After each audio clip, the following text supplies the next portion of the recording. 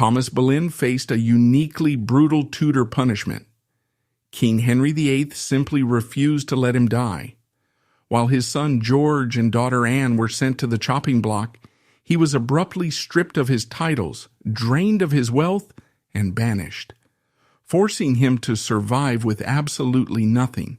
Helplessly hearing of his children's decapitations was the crown's most ruthless sentence. This bloody tragedy was the exact price for his own cold calculations years earlier. While he may not have placed Mary and Anne directly into the royal bedchamber himself, Thomas relentlessly weaponized their illicit royal relationships as political tools to secure an earldom. England had just violently clawed its way out of the Wars of the Roses. This was a brutal, multi-generational civil bloodbath that had practically exterminated the ancient feudal nobility of the realm. The new king, Henry VII, and later his imposing, terrifying son, Henry VIII, did not want to rely on the old aristocracy. They did not want to govern alongside ancient warlords who commanded vast private armies and possessed royal bloodlines that could actively challenge the throne. The Tudor monarchs needed a completely new breed of servant. They required educated, multilingual, and relentlessly hard-working administrators. These men were known in the court as the new men. They were individuals who rose to immense power not merely by inheriting ancient titles, but by demonstrating sheer merit, ruthless administrative efficiency, and crucially, substantial commercial wealth. The Boleyn family was the undeniable embodiment of this new, fiercely aggressive social mobility. They were not ancient Norman lords. They were extraordinarily successful merchants who methodically, brilliantly bought their way into the landed gentry. And Thomas Boleyn was born specifically to push that commercial legacy to the very pinnacle of English power. Thomas Boleyn was born around the year 1476 or 1477 at the sprawling, magnificent Aunt Blickling estate in the county of Norfolk. It is vital to shatter the popular, pervasive myth that Thomas was a low-born, impoverished upstart, begging at the palace gates for scraps of royal favor.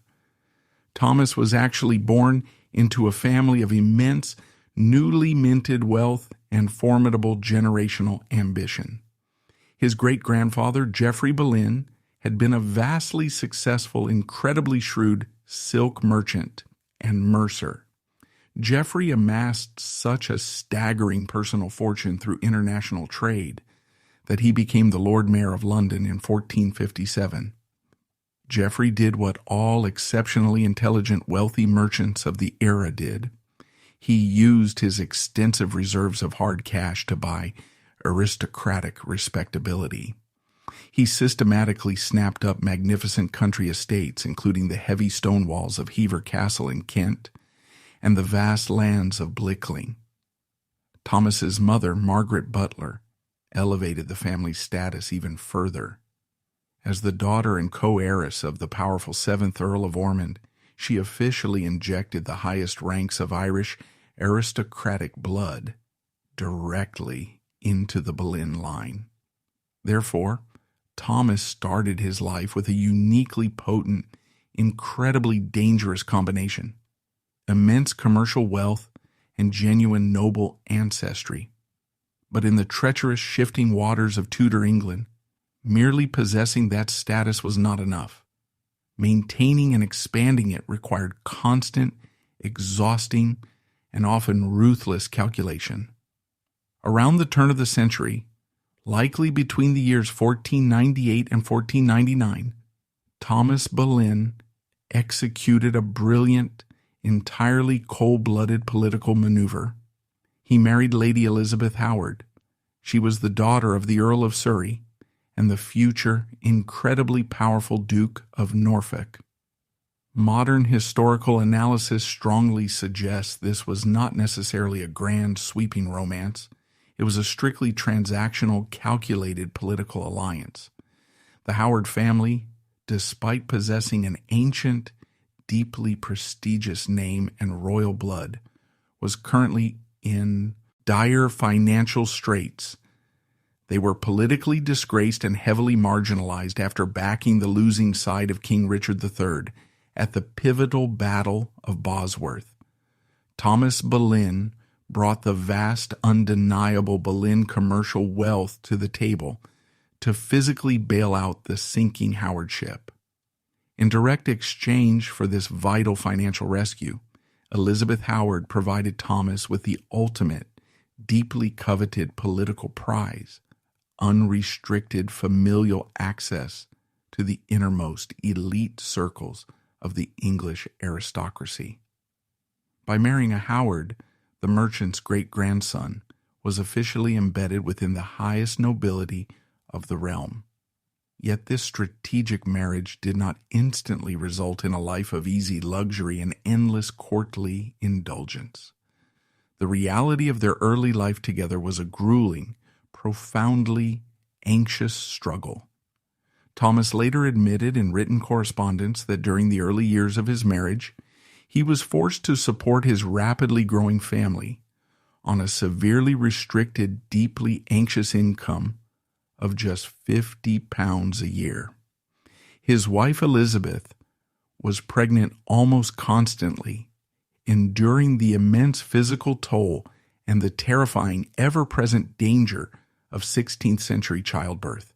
They had at least 5 children, but the brutal, unforgiving infant mortality rate of the Tudor era claimed their sons, Thomas and Henry, in early childhood. Only 3 children, Mary, Anne, and George, survived the perilous, fragile journey to adulthood. The profound, repeating grief of losing children, combined with the early severe financial anxiety, likely forged Thomas's relentless, entirely pragmatic drive. He learned very quickly and very harshly that aristocratic security was a total illusion. He realized that the only viable way to protect his surviving children and to ensure the survival of his bloodline was to build an impenetrable fortress of political influence around them. Long before the names Mary or Anne Boleyn were ever whispered in the dark corridors of Tudor Peogue, Thomas Boleyn had already built an independent, formidable career through sheer, undeniable intellect and grit. He was absolutely not a man waiting passively in the shadows for his daughters to grow up so he could exploit their beauty. He was a true, thoroughly educated product of the Renaissance. Thomas was deeply educated in the classical principles of humanism. He spoke fluent French and Latin, making him an invaluable diplomatic asset. He physically mastered the dangerous, deeply respected, aristocratic arts of jousting and heavy swordplay. Most importantly, he understood the complex, deeply paranoid psychological warfare of the Tudor court better than almost anyone of his generation. He was a respected patron of the arts and literature. He actively exchanged a complex theological and philosophical letters with Erasmus, the greatest, most famous intellectual figure of the entire European age. His direct service to the Tudor crown began early, and it began violently. In 1497, Thomas actually fought in heavy armor alongside his father to brutally, physically crush a large-scale Cornish rebellion in southern England. He proved his logistical and diplomatic tact by successfully escorting Princess Margaret all the way to Scotland in 1503 for her royal marriage, a complex logistical undertaking across hostile territory. When the young, incredibly athletic Henry VIII finally took the throne in 1509, he recognized Thomas Boleyn's sheer administrative competence immediately. During the elaborate, lavish coronation festivities, the new king officially knighted Thomas into the prestigious Order of the Bath. Thomas Boleyn rapidly proved himself to be one of the sharpest, most effective diplomatic minds in all of Europe. In 1512, he was dispatched by the king as an official ambassador to the Netherlands. This was a profoundly sensitive, incredibly vital diplomatic posting. There, Thomas successfully charmed and negotiated with the formidable, politically brilliant regent, Margaret of Savoy. From 1518 to 1520, he served in the incredibly prestigious role of the English ambassador to the royal court of France. It was here that Thomas Boleyn truly demonstrated his staggering administrative genius. He became the primary logistical mastermind behind the legendary field of the cloth of gold. This was an astronomically expensive, intricately complex diplomatic summit between King Henry VIII and King Francis I of France. Thomas successfully handled the towering egos of two rival monarchs. He managed the complex, delicate treaty negotiations, and he oversaw the staggering, almost incomprehensible financial details of an event explicitly designed to prevent a disastrous European war. His brilliant management earned him the deep, grudging respect of the French king. Thomas Boleyn was not shy about his vast ambitions, nor did he ever hide his teeth when he felt politically slighted. When he was unfairly passed over for the powerful, lucrative position of comptroller of the household in 1519, he did not quietly cower in the shadows.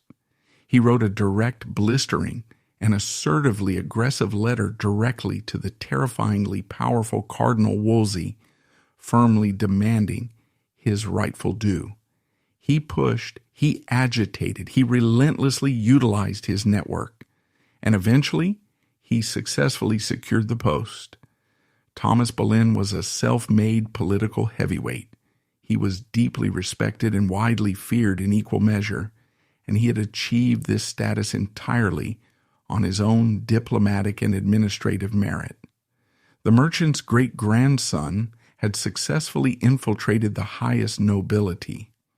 Thomas Boleyn had secured his own position through sharp intellect and a strategic marriage.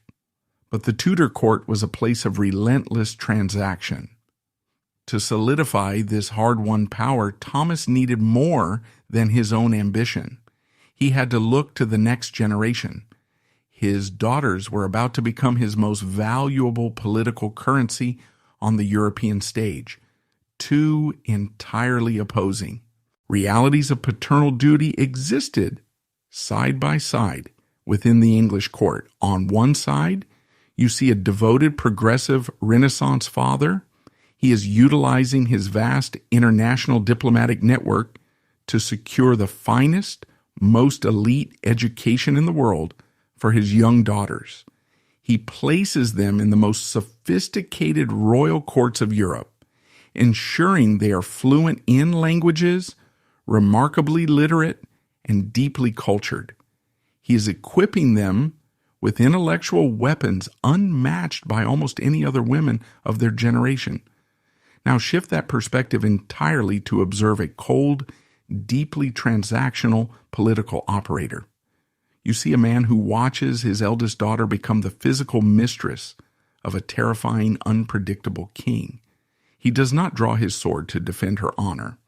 Instead, he quietly accepts exceedingly lucrative state titles and substantial financial grants. Years later, when that exact same daughter is widowed and makes the desperate, romantic decision to marry a penniless commoner for love, this father does not offer her sanctuary. He violently, permanently banishes her from the family. He cuts off her finances entirely, leaving her to face grim poverty and social ruin. This stark, horrifying contrast immediately makes us ask, why is this paradox happening?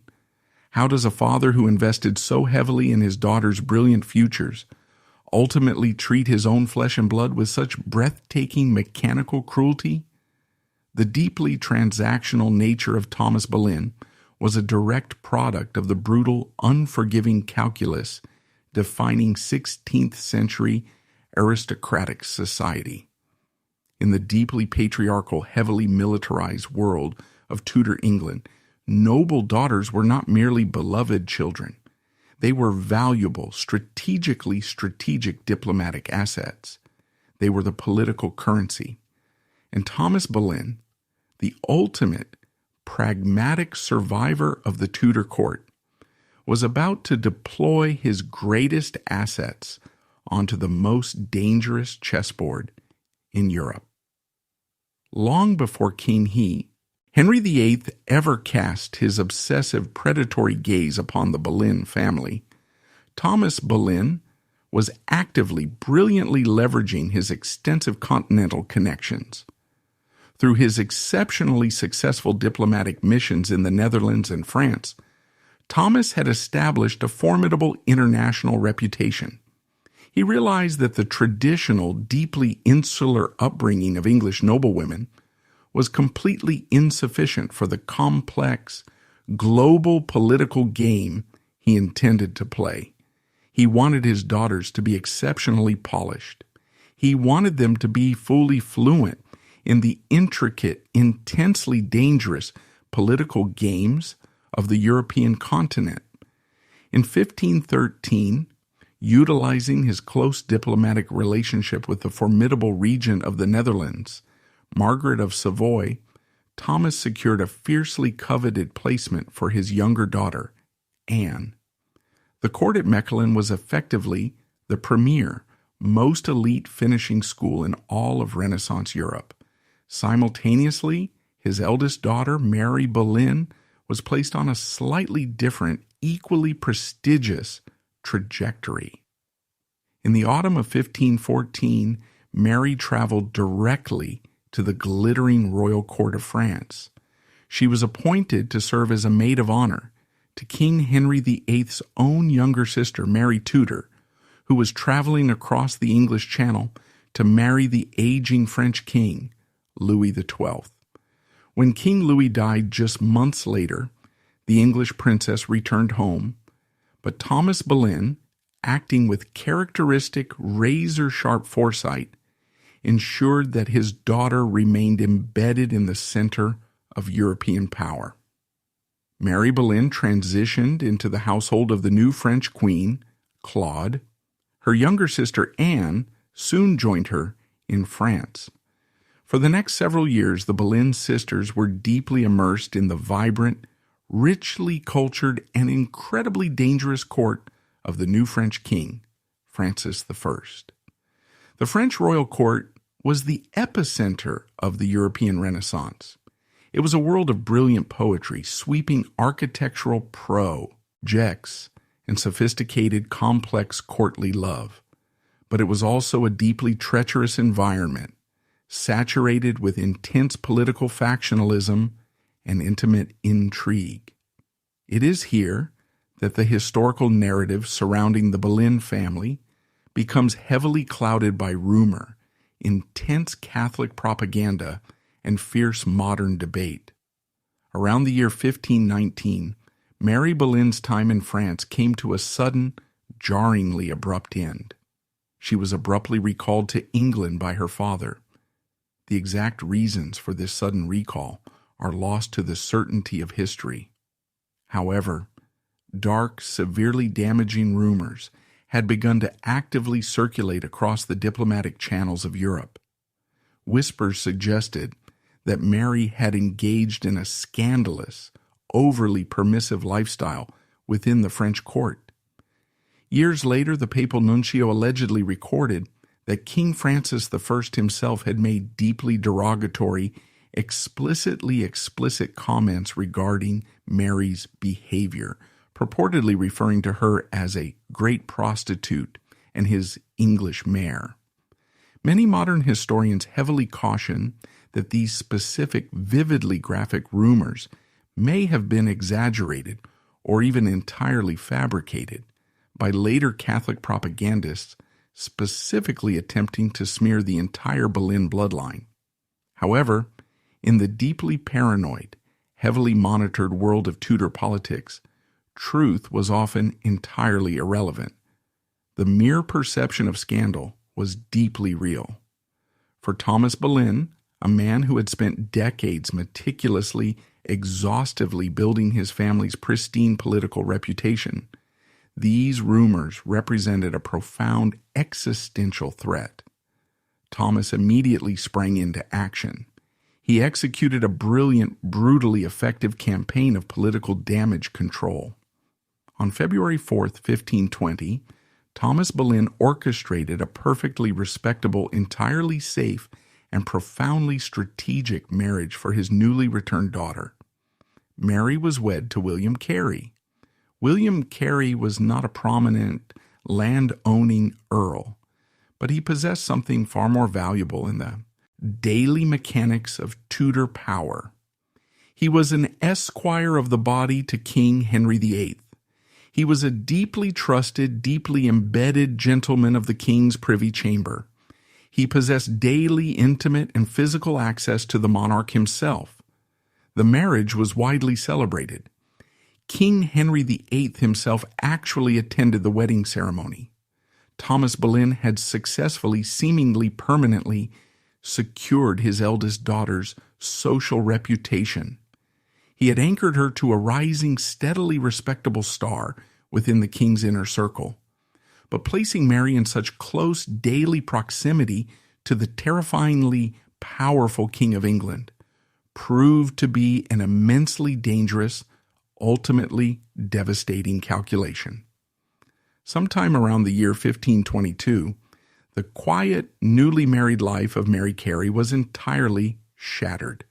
She caught the eye of King Henry VIII. The king was a towering, incredibly powerful, and deeply indulged monarch.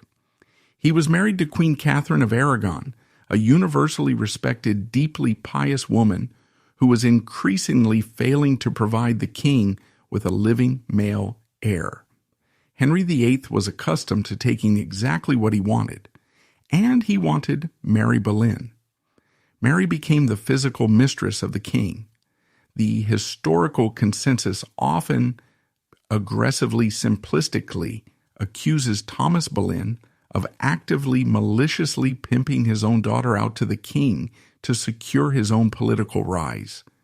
However, the gritty, intricately complex reality of the Tudor court is far more pragmatic and arguably far colder. There is absolutely no surviving historical evidence to suggest that Thomas Boleyn actively orchestrated or initiated the affair. The King of England did not require the permission of a diplomat to take a mistress. To actively deny the king his physical desires was a perilously dangerous, potentially treasonous act. Thomas Boleyn did not push Mary into the king's bed, but he undeniably adapted to the situation, and he systematically, brilliantly extracted every single ounce of political capital that the exceptionally dangerous affair offered. While Mary Boleyn was secretly visiting the king's private chambers, the political trajectory of Thomas Boleyn skyrocketed. In 1522, directly coinciding with the suspected beginning of the royal affair, Thomas was appointed to the extraordinarily powerful, incredibly lucrative position of treasurer of the household. In 1525, he was formally, legally elevated to the peerage. The merchant's great-grandson was officially created Viscount Rochford. He rode the surging, vastly lucrative wave of his eldest daughter's physical influence over the monarch. He accepted the heavy gold chains of office. He accepted the immense grants of royal land. During this intensely scrutinized period, Mary Boleyn gave birth to 2 children, a daughter named Catherine in 1524, and a son named Henry in 1526. The true paternity of these children remains one of the most fiercely debated, persistently contentious mysteries of the entire Tudor era. Many historians strongly argue that the timing of their births, specifically the birth of young Henry Carey, perfectly aligns with the height of the king's affair with Mary. The king granted unprecedented, conspicuously unusual financial gifts to William Carey, immediately following the birth of the boy. However, King Henry VIII never formally publicly acknowledged Catherine or Henry Carey as his biological children, a stark contrast to his visibly public formal acknowledgement of Henry Fitzroy, his illegitimate son with another mistress, Elizabeth Blount. Regardless of their true biological parentage, the children were legally recognized as the offspring of William Carey, and the affair between the king and Mary Boleyn eventually, inevitably, cooled. King Henry VIII was a man of fierce, incredibly short-lived passions. By the year 1526, he had grown thoroughly bored of Mary.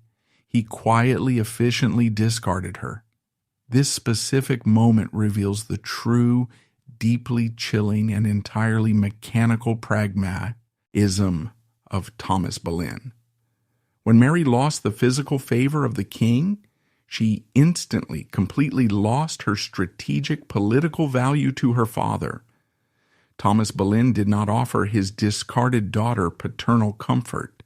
He simply turned his ruthlessly calculating attention entirely toward his younger daughter, Anne, who had recently returned from France and was beginning to severely captivate the king's attention. The devastating depths of Thomas Boleyn's transactional nature regarding his own children were fully, horrifyingly exposed just a few years later. In the summer of 1528, a terrifying, swiftly lethal epidemic swept violently through the English capital. It was known as the sweating sickness. It was a brutal, incredibly fast-acting disease that could kill a perfectly healthy adult in a matter of hours. William Carey, Mary's husband, contracted the disease and died swiftly, leaving Mary a young, desperately vulnerable widow.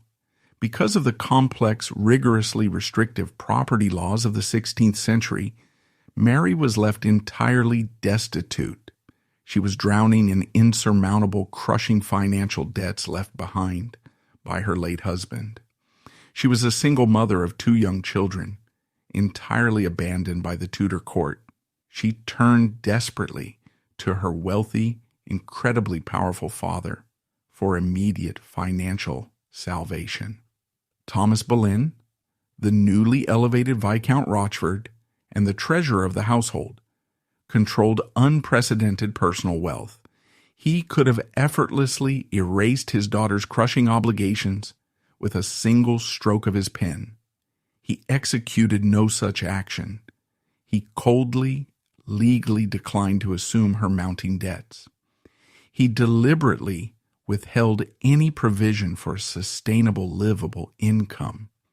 He effectively abandoned his eldest daughter, the specific woman whose intimate association with the king had accelerated his own ascent to dominance, to face total, terrifying financial ruin. It was actually her younger sister, Anne Boleyn, who was by now the disputed center of the king's relentless, obsessive attention, who was forced to personally intervene. Anne utilized her formidable influence over the king to secure a small, markedly inadequate royal pension for Mary, and actively arranged for the formal aristocratic education of Mary's young son, Henry Carey. Thomas Boleyn had completely washed his hands of his eldest child, but the final definitive fracture between the father and the discarded daughter was yet to come. In the year 1534, the political landscape of England had completely, violently transformed.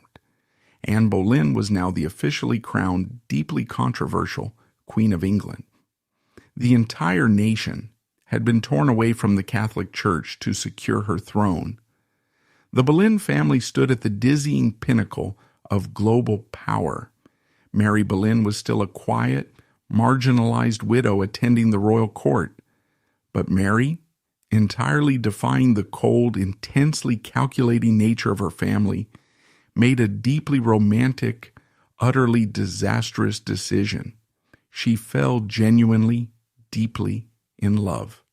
Without seeking the strict, legally required permission of her powerful father or the terrifying permission of the king and queen, Mary secretly married a man named William Stafford.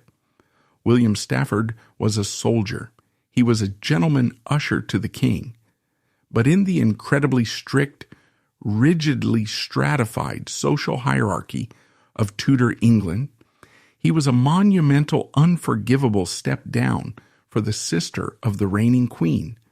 He possessed no grand estates. He possessed no ancient noble title. He was, for all political intents and purposes, a commoner. To make the political scandal infinitely worse, Mary quickly became visibly pregnant. When the secret marriage and the resulting pregnancy were finally inevitably discovered by the royal court in the autumn of 1534, the reaction was swift, overwhelming, and absolutely brutal. For Queen Anne, the unauthorized, intensely scandalous marriage of her sister was a severe, deeply humiliating political embarrassment at a time when her own grip on the throne was becoming increasingly terrifyingly fragile. But the reaction of Thomas Boleyn was one of pure, unadulterated, and violently cold fury. To Thomas, Mary had not simply married for love. She had actively, selfishly squandered her remaining notably valuable strategic value. By binding herself to a landless commoner, she had completely humiliated the newly elevated, thoroughly scrutinized Boleyn bloodline. She had actively jeopardized the family's incredibly precarious standing at the height of their power. Thomas Boleyn did not summon her to his chambers to berate her. He did not threaten to disinherit her. He simply cleanly and permanently erased her from his life. He actively, loudly supported the king and queen's decision to formally, officially banish Mary and her new husband from the royal court. He coldly, decisively cut off all remaining financial support. He explicitly forbade her from ever returning to the vast, sprawling estates of Hever Castle. Surviving historical archives contain a profoundly desperate, deeply tragic letter written by Mary Boleyn directly to Thomas Cromwell, the king's powerful chief minister. In the letter, Mary desperately begs Cromwell to intercede on her behalf. She explicitly writes of her father's cruelty and his unyielding refusal to help her in her extreme poverty. She passionately defends her choice to marry Stafford, stating boldly, "I had rather beg my bread with him than to be the greatest queen in Christendom." It is a deeply moving, viscerally human declaration of love, but it meant absolutely nothing to the Earl of Wiltshire. To Thomas Boleyn, his eldest daughter was no longer a human being. She was a failed, entirely toxic investment.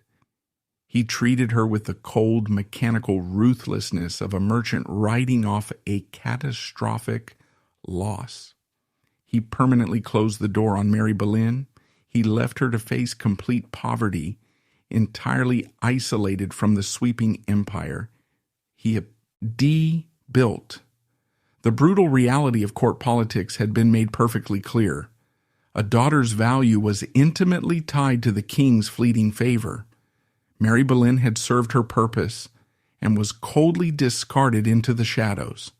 But the Boleyn family's encounter with the crown was far from over.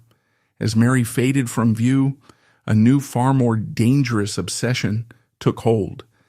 Anne Boleyn stepped into the light, and her towering ambition was about to plunge her father into an unprecedented geopolitical nightmare. The historical reality of a father receiving the news that the most powerful, dangerous man in the nation has fallen deeply in love with his daughter is profoundly jarring. In the traditional romanticized fairy tales of the Tudor court, this is the ultimate moment of triumph. It is the moment an ambitious patriarch joyfully rubs his hands together, anticipating endless wealth, expansive estates, and a permanent place at the right hand of the king. Now look at the stark documented reality of the 16th century. When King Henry VIII turned his obsessive, predatory gaze upon Anne Boleyn, her father did not celebrate. Thomas Boleyn was a veteran, extensively educated diplomat. He looked at the king's romantic infatuation and he was struck by a profound, paralyzing terror. He did not see a path to glory. He saw a catastrophic geopolitical nightmare that threatened to completely annihilate his family, his hard-won wealth, and the fragile stability of the entire English nation. This stark contrast between myth and documented history makes us ask, why did the most ambitious man in England actively fight against his own daughter's rise to the throne? Thomas Boleyn's profound dread becomes definitively clear when closely examining the vast, undeniable differences between his two daughters, alongside the terrifying international landscape of 1526. We have already seen how Thomas dealt with his eldest daughter, Mary. When Mary caught the king's eye, she became his physical mistress. It was an incredibly dangerous temporary arrangement, but it was politically straightforward. Kings had mistresses. It did not disrupt the fundamental laws of the church or the state. Then came Anne. Anne Boleyn was a completely different entity. She possessed the exact same elite continental education as her sister. However, she was equipped with a fierce, razor-sharp intellect. She held deep, emerging evangelical religious convictions. Above all, she possessed a towering, unyielding ambition. When King Henry VIII began to aggressively pursue her, writing her passionate letters and offering her a position as his sole official mistress, Anne did the unthinkable. She flatly, repeatedly refused. She denied the King of England his physical desires. She made it abundantly clear that she would not surrender her honor to be a temporary distraction. If the king wanted her, he had to provide the ultimate prize. She demanded the sacred ring of a queen. She demanded the crown itself. The popular, deeply entrenched historical narrative insists that Thomas Boleyn orchestrated this high-stakes game of seduction. Fiction portrays him as the shadowy puppet master, instructing Anne to withhold her affections to trap the monarch. The surviving historical archives tell a completely different, deeply shocking story. According to the meticulously detailed confidential dispatches of Eustace Chapuis, the imperial ambassador to England, and later accounts corroborated by Thomas Howard, the Duke of Norfolk, Thomas Boleyn was horrified by the king's pursuit of Anne. He fought bitterly and desperately against the match. He actively tried to remove Anne from the royal court. Some historical records even indicate a bizarre, desperate measure. Thomas reportedly feigned mental illness. He allegedly pretended to be mad, hoping to temporarily recuse himself from courtly duties and somehow disrupt the king's relentless courtship. Why would an incredibly ambitious man, a man who had spent his entire life climbing the social ladder, actively reject the throne of England for his daughter? Because Thomas Boleyn was not a blinded, greedy courtier. He was a seasoned expert in international foreign policy. Thomas knew exactly who Queen Catherine of Aragon was. She was not merely the aging, discarded wife of the English king. She was a Spanish princess. More importantly, she was the beloved aunt of Emperor Charles V. At this specific moment in history, Charles V was the most powerful human being on the planet. He was the Holy Roman Emperor. He controlled the vast, heavily armed territories of Spain, Germany, and the incredibly wealthy trading ports of the Netherlands. Thomas Boleyn had spent years serving as an ambassador in those exact territories. He understood their military and economic capability intimately. He knew with cold mathematical certainty that attempting to formally divorce Queen Catherine would be viewed as a grave, unforgivable insult to the imperial family. It was geopolitical suicide. Thomas knew that pushing Queen Catherine off the throne would almost certainly trigger crippling, devastating trade embargoes that would bankrupt the English economy. It would alienate the Pope in Rome. Most terrifyingly, it risked a catastrophic, fully armed invasion of England by the combined military might of the Holy Roman Empire. He saw the sheer blinding madness of King Henry's obsession. He clearly recognized the lethal existential danger it posed to the Boleyn bloodline. If the king's desperate gamble failed, Thomas knew his entire family would be the first to be dragged to the executioner's block to appease the emperor's wrath. Yet Thomas Boleyn was, above all things, a survivor. As the years ground on, it became abundantly, terrifyingly clear that neither the king's lust nor his daughter's ambition could be contained. Henry VIII was unyielding. Anne was resolute. Thomas watched the unstoppable avalanche of the king's great matter gathering. Momentum. He realized he had a grim binary choice. He could stand in front of the avalanche and be crushed, or he could step onto it and attempt to steer. Thomas made a chillingly calculated, deeply pragmatic decision. He stopped fighting the current. If his family was going to be dragged into this immense, incredibly dangerous geopolitical gamble, he would ensure they won. He seamlessly transitioned from a terrified, cautious diplomat into the ruthless, driving architect of a political revolution. Thomas Boleyn began to actively weaponize his familial network. He helped consolidate what became known as the Boleyn faction at court. This was a strictly organized, deeply motivated coalition of progressive nobles, evangelical thinkers, and ambitious politicians.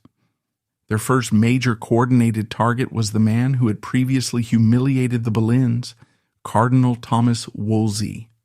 For years, King Henry VIII had relied entirely on Wolsey to secure a legal papal annulment from Rome.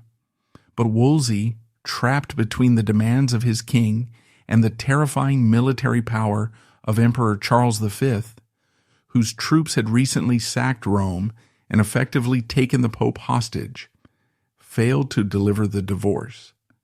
Thomas Boleyn recognized the cardinal's vulnerability. He used the king's deep mounting frustration to orchestrate a spectacular, fiercely coordinated political attack. Working closely with his allies, including the Duke of Norfolk and Charles Brandon, Thomas systematically dismantled Wolsey's authority.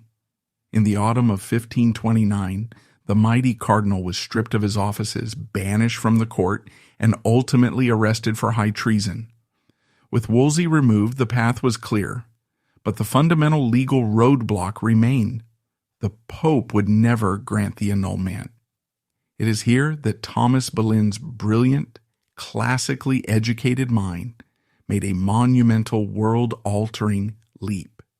He recognized that playing by the ancient, established rules of European diplomacy would never place the crow WN on his daughter's head. The only viable way for Anne to become Queen of England was to completely, permanently sever the nation's legal and spiritual ties with the Catholic Church in Rome. Thomas Boleyn became an active, quiet, and incredibly powerful driving force behind the English Reformation. He did not nail theological theses to church doors. He operated in the shadows of the state apparatus. Thomas used his vast diplomatic channels and international merchant contacts to actively smuggle banned, radical Protestant literature into England. He sponsored evangelical scholars and reformers.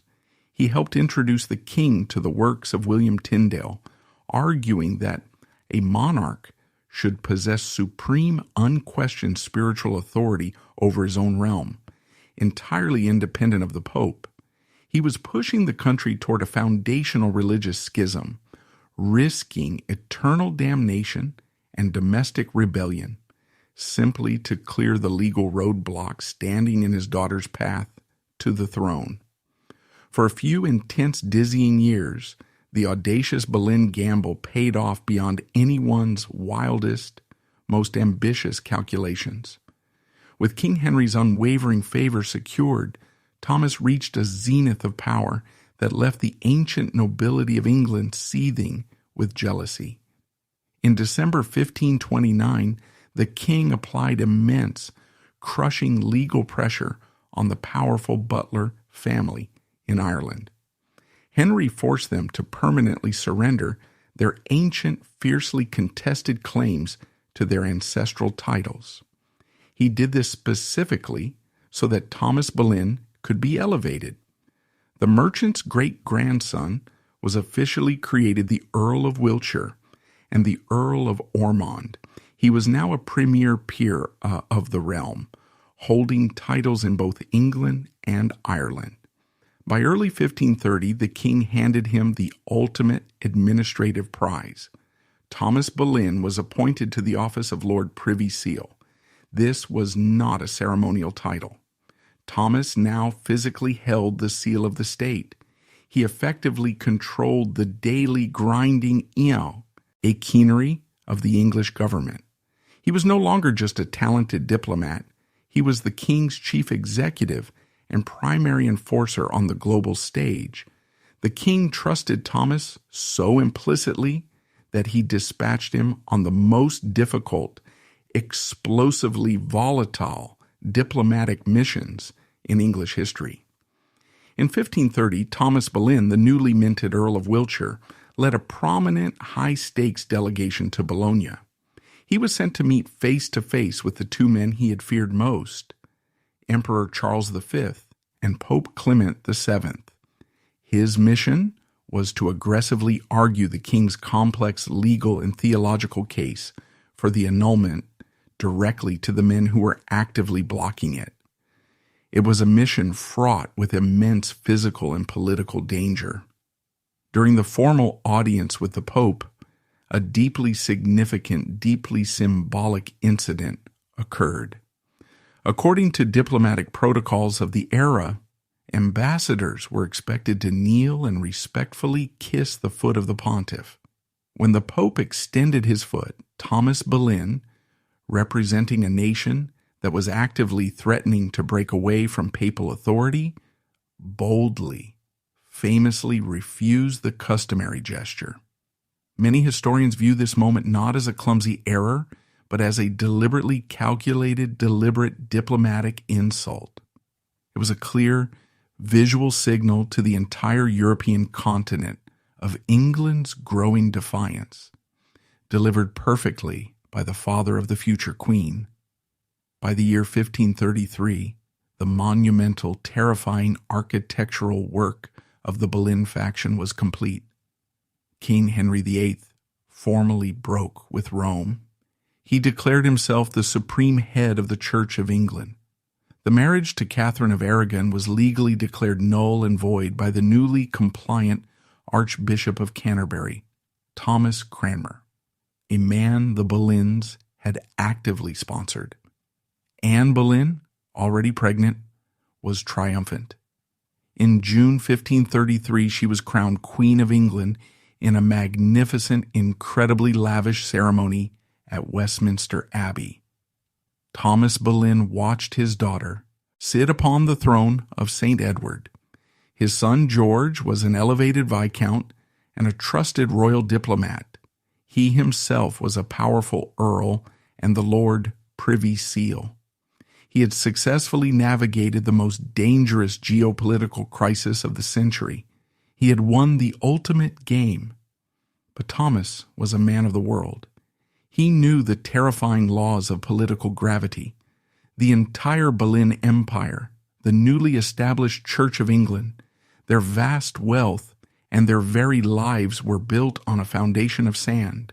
Their survival depended entirely upon a single, uncontrollable biological imperative. They required Anne to produce a living, healthy male heir to secure the Tudor dynasty. On September 7th, 1533, Anne gave birth. The child was healthy, strong, and possessed the bright red hair of the Tudors. But it was a girl. She was named Elizabeth. The king swallowed his immediate disappointment. He believed sons would surely follow. But as the months turned into years, the immense, terrifying pressure on the Boleyn family began to mount. Anne suffered profoundly traumatic, deeply devastating miscarriages. The king's temper, once fiercely protective of the Boleyns, began to grow volatile and resentful. Thomas Boleyn, utilizing his sharp diplomatic instincts, felt the political winds beginning to subtly, dangerously shift. He recognized that the grand, glittering fortress he had built around his family possessed a fatal structural flaw. Against all conventional wisdom, the staggering gamble had succeeded. The king had severed ties with Rome, and the Boleyns stood at the zenith of English society. Thomas Boleyn had steered his family through a violent political storm to emerge as one of the most powerful men in the realm. Yet, in the Tudor court, victory was incredibly fragile. Their entire empire rested upon the promise of a male heir. When biology failed them, the political winds did not simply shift. They turned into a devastating hurricane. The early spring of 1536 represented the absolute, yet intensely fragile pinnacle of political power. The Boleyn family commands the heights of the English Empire. Anne sits upon the throne wearing the crown of St. Edward. George Boleyn, her brother, is a critically influential diplomat and a trusted member of the king's inner circle. Thomas Boleyn, their father, holds the seal of the state as Lord Privy Seal. They have successfully defeated the Pope, broken the ancient power of the Catholic Church in England, and completely rewritten the laws of succession. They appear historically invincible, yet within the span of just a few terrifying weeks, this imposing, glittering fortress will entirely collapse. The family will be violently dragged from the palaces to the dark, freezing dungeons of the Tower of London. This breathtaking, catastrophic fall immediately makes us ask, how does an empire built by the most brilliant political architects of the century disintegrate so rapidly? The sudden absolute destruction of Thomas Boleyn's life's work stemmed directly from the brutal, unyielding biological reality driving the entire Tudor dynasty. The complex apparatus of the English state, the new religion, and the Boleyn family's survival rested entirely upon a single microscopic point of failure. They required a living, healthy male heir. In January 1536, a series of monumental, severely destabilizing events struck the Tudor court with devastating speed. First, Catherine of Aragon, the discarded but deeply respected former queen, finally died in exile. Her death initially brought a wave of immense relief to the Boleyn faction. With Catherine gone, Anne was now the undeniable singular Queen of England in the eyes of the entire European continent. But this relief was a dangerous, fatal illusion. Catherine's death actually removed the king's primary geopolitical restraint. While Catherine lived, Henry VIII could never execute or divorce Anne without implicitly admitting he had been wrong and potentially being forced to take Catherine back. With Catherine dead, the king was suddenly entirely free to make a new choice, and the king was growing dangerously, violently impatient.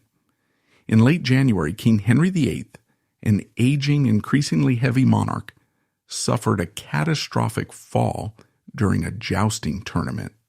He lay unconscious for hours.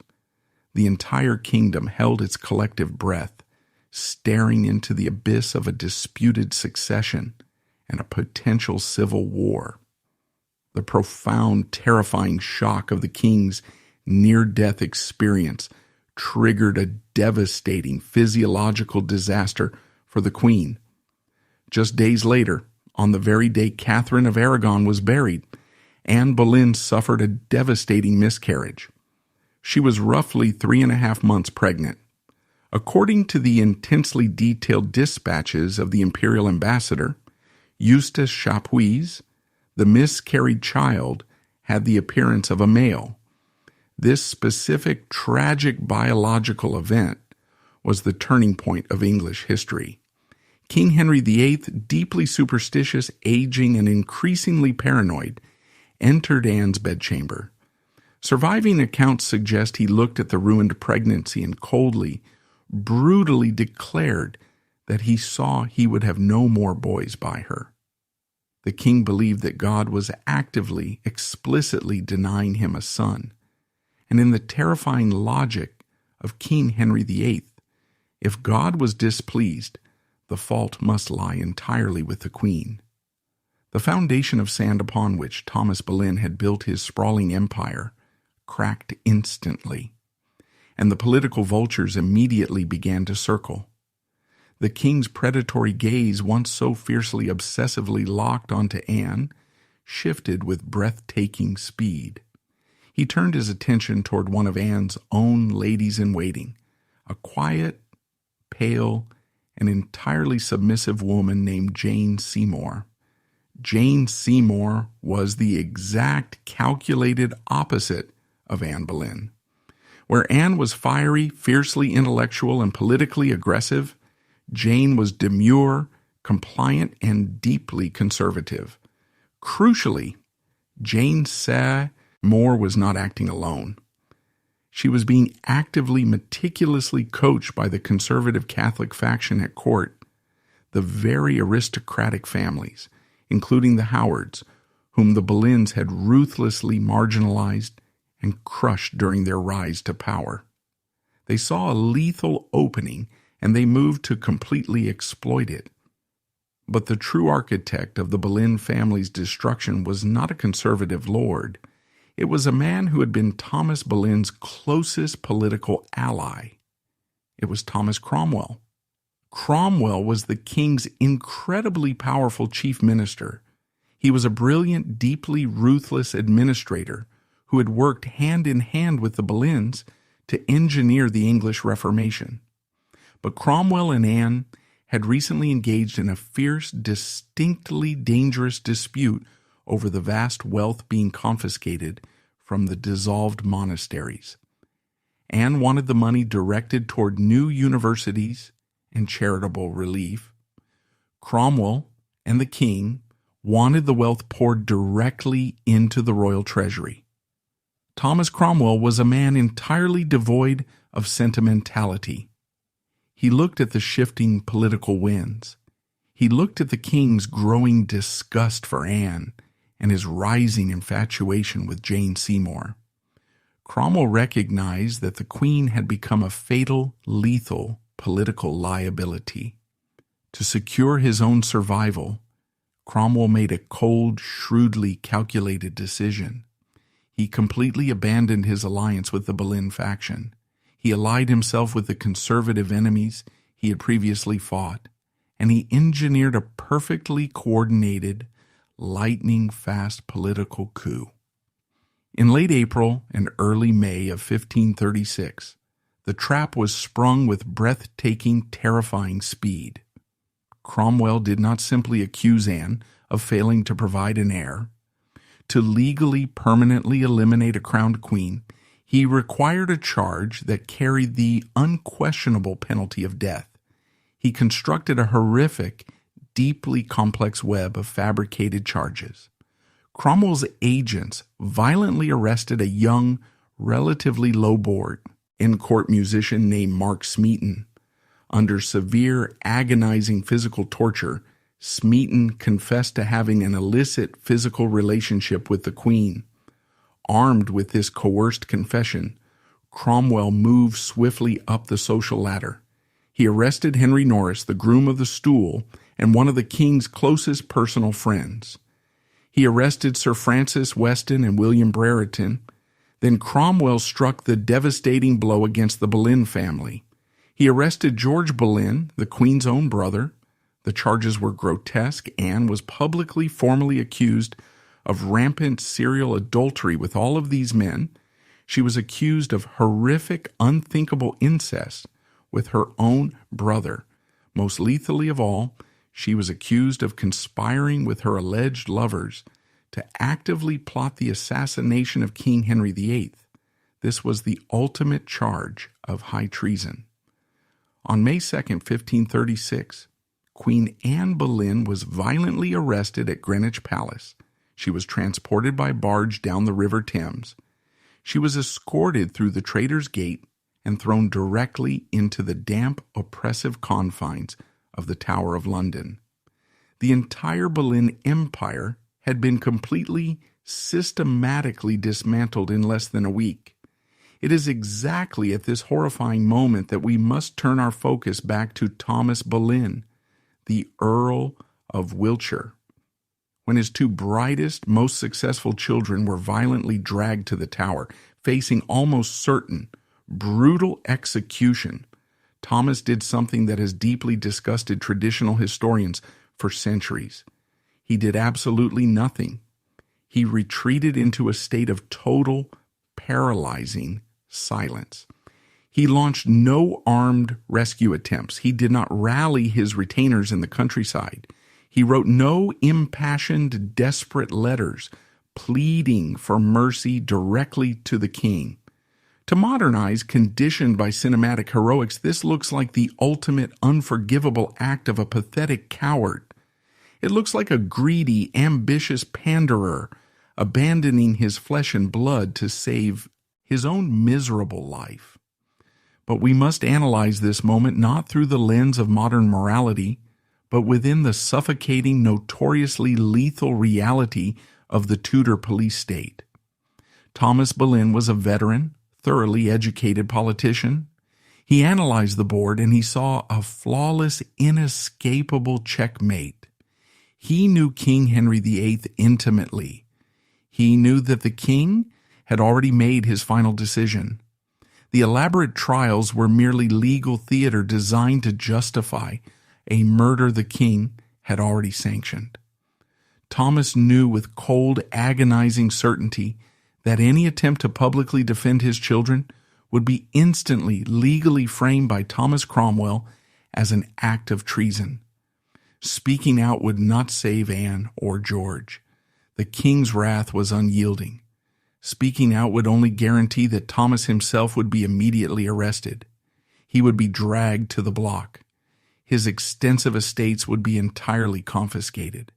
And most crucially, his remaining family, including his wife Elizabeth and his intensely vulnerable grandchildren, would be utterly, permanently ruined by an act of attainder. His silence was not cowardice. It was the agonizing, soul-crushing calculation of a deeply pragmatic survivor. He was attempting to salvage the last remaining fragments of his bloodline from total historical annihilation. However, King Henry VIII was a master of profound, meticulously targeted psychological cruelty. The king did not simply want the Boleyns dead, he wanted them completely degraded. He wanted to publicly humiliate the men who had built the Queen's faction, and he specifically wanted Thomas Boleyn to actively, personally participate in the destruction of his own family. On May 12, 1536, King Henry VIII issued a command of breathtaking, almost unimaginable sadism. He forced Thomas Boleyn, the Earl of Wiltshire, to sit on a heavily guarded special commission of judges. This specific legal body, operating strictly as a commission of oyer and terminer, was convened at Westminster to formally try the four commoners, Mark Smeaton, Henry Norris, Francis Weston, and William Brereton. These were the men explicitly, formally accused of being Anne Boleyn's lovers. The sheer, suffocating horror of that heavy stone room at Westminster was inescapable. Thomas Boleyn, an aging, deeply grieving father, was forced to sit in silence. He was surrounded by his political enemies. He had to sit and listen as the Crown prosecutors read aloud intensely graphic, entirely fabricated testimonies detailing his own daughter's alleged carnal depravity. He had to listen as the forced, tortured confession of a musician was used to condemn the Queen of England, and then the king's legal officials demanded his verdict. Thomas Boleyn was forced to stand. He was forced to look at the condemned men, and he was forced to say the word guilty. He was forced to formally, legally vote for the brutal, agonizing executions of 4 men. The psychological devastation of this moment cannot be overstated. Thomas knew with terrifying certainty that by legally condemning these men, he was officially validating the Crown's narrative.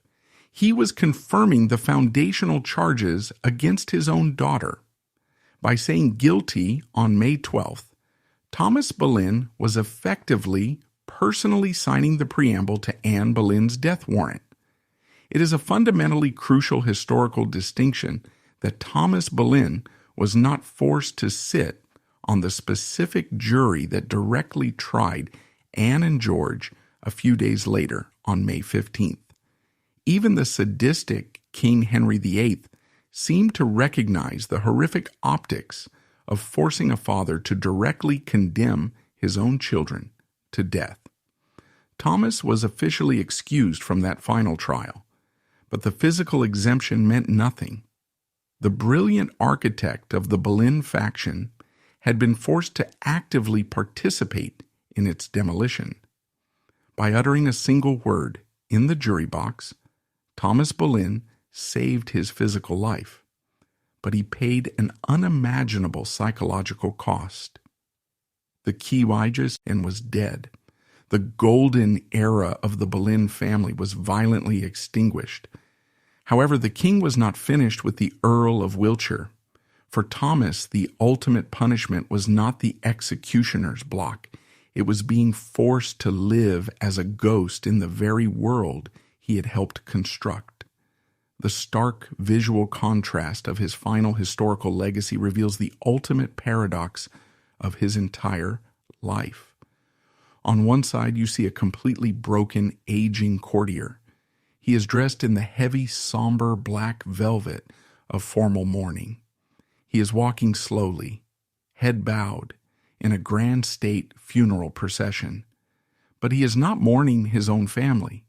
He is being actively, sadistically forced by the King of England to publicly mourn the death of Queen Jane Seymour, the exact woman whose rise to power directly required the brutal execution of his own daughter.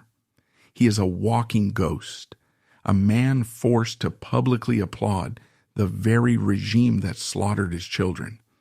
Now shift that image entirely. Look at a quiet, ancient stone church in the English countryside. You see a magnificent, towering, monumental brass tomb.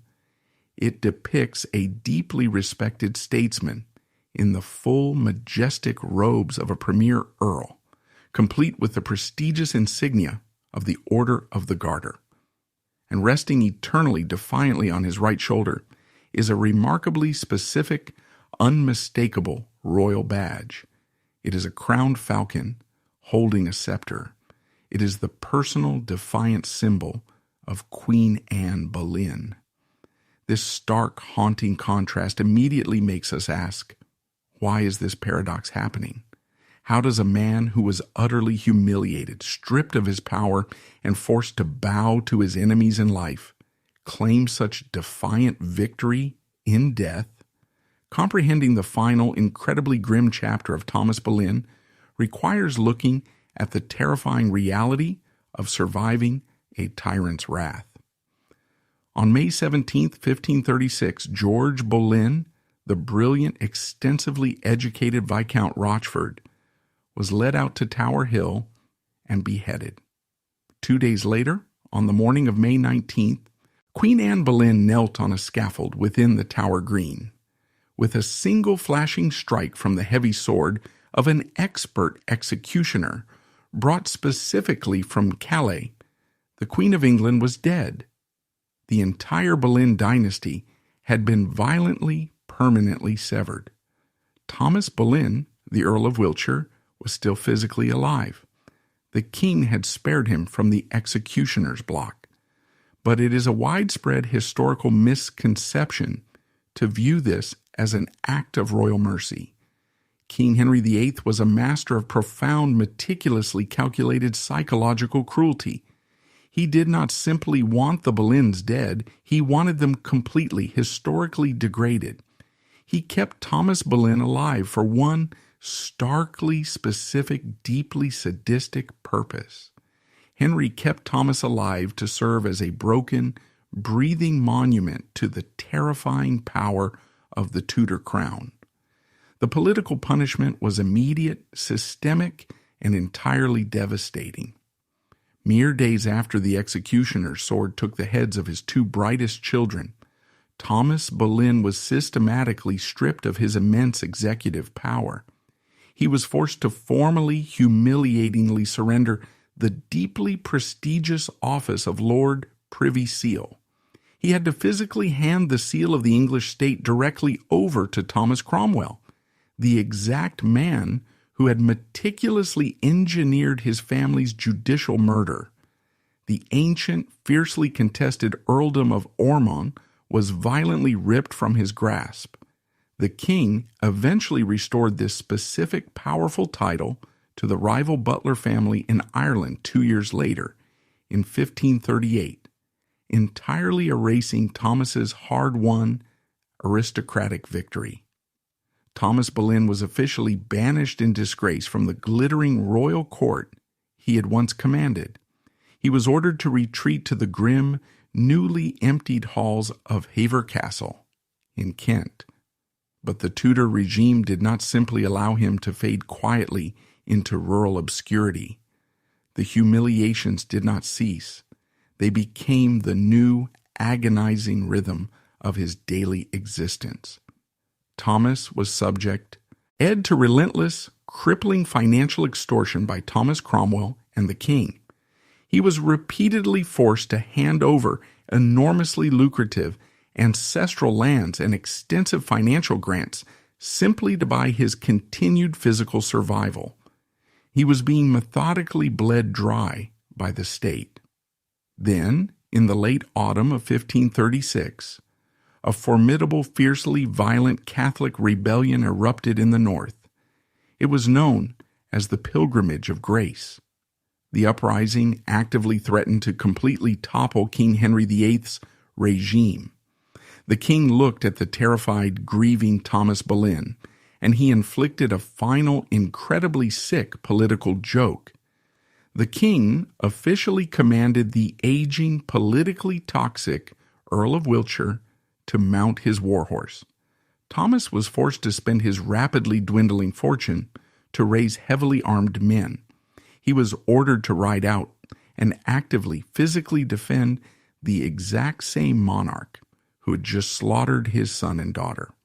Thomas Boleyn had absolutely no choice. He complied. He rode for the king. The forced compliance continued into the next year. In October 1537, Jane Seymour finally gave King Henry VIII the ultimate prize, a living, healthy male heir, Prince Edward.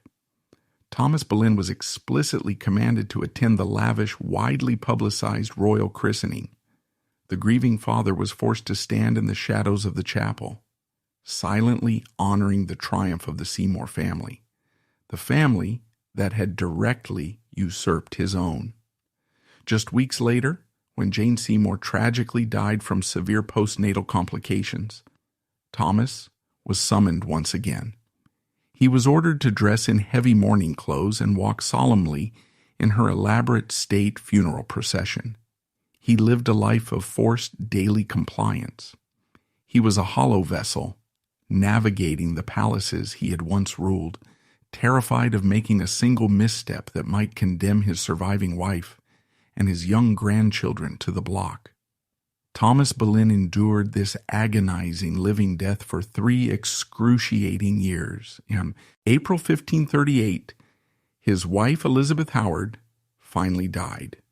Surviving historical accounts suggest she was completely shattered, both physically and mentally, by the horrific, unnatural loss of her children.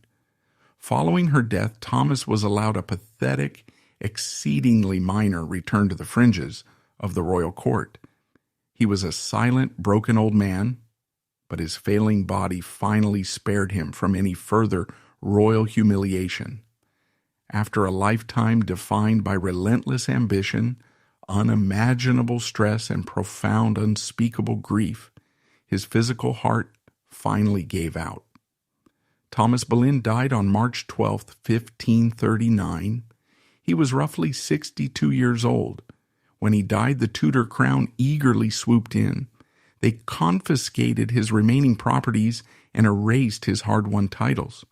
In the immediate historical record, he died as a completely broken, disgraced failure. However, history possesses a profound, completely unpredictable sense of irony. His ultimate world-altering legacy was not the bloody scaffold of 1536, but the small, fiercely intelligent infant girl he was forced to leave behind. His granddaughter Elizabeth would survive the terrifying madness of the Tudor succession. She would ascend the throne to become Queen Elizabeth I, one of the greatest monarchs in English history. She would successfully rule over a towering golden age, built directly upon the complex diplomatic and religious foundations her grandfather, Thomas Boleyn, had laid decades earlier. Today, if you travel to the quiet, ancient parish church of St. Peter in the village of Hever, you can find the final resting place of the Earl of Wiltshire.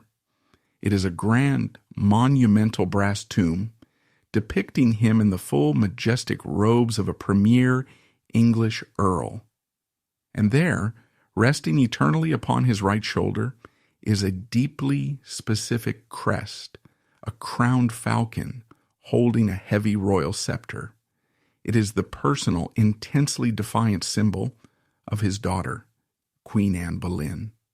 In the brutal reality of his life, the sheer terror of the crown forced him to abandon her, but in death, cast in cold, unyielding brass, they remain forever bound together. It is a final act of defiance against the tyrannical king who tried to permanently erase them.